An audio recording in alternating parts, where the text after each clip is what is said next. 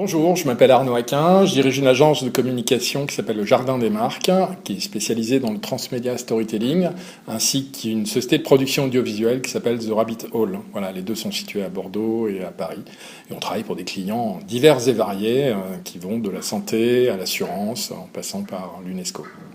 Donc j'interviens ici en 4e année auprès de Subdecom dans le cursus conception et rédaction pour faire part de mon expérience des campagnes de marque à dimension transmédia et storytelling.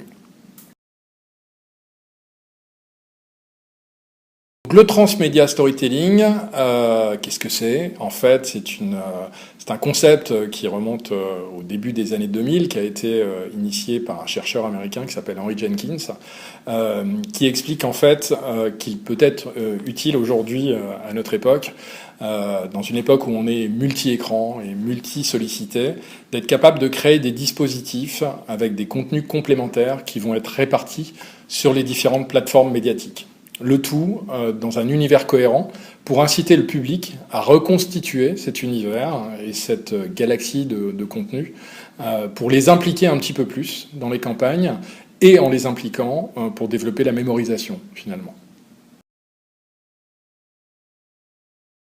Le transmédia storytelling est particulièrement adapté à l'époque actuelle puisque aujourd'hui on observe que dans un foyer on en est à peu près en moyenne à 6 écrans par foyer, donc on navigue du téléviseur à l'ordinateur en passant par la tablette, en passant par le smartphone, parfois de manière séquentielle, c'est-à-dire en commençant une tâche sur un support puis en la terminant sur l'autre, et donc on a l'habitude de zapper sur ces différents écrans.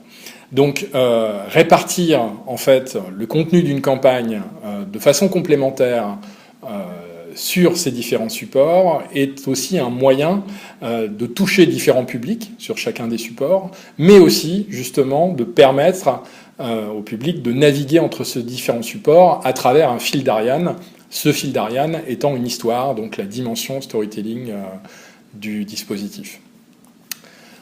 Le storytelling existe depuis de très nombreuses années. Vous l'avez vous-même éprouvé quand vous étiez jeune, quand votre maman vous racontait des histoires. La dimension storytelling d'un dispositif a la particularité de mettre en phase celui qui émet le discours et celui qui le reçoit. Tout simplement parce que quand on vous raconte une histoire, on active une partie beaucoup plus large du cerveau que celle qui est activée si je vous présentais simplement un PowerPoint.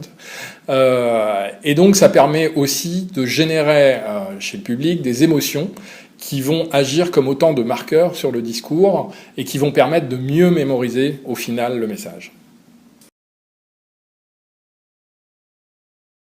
Alors, le storytelling, je l'ai dit, existe depuis de très nombreuses années. Ce qui change, en fait, selon les époques, ce sont les supports sur lesquels on va diffuser notre histoire et la façon dont on va la diffuser.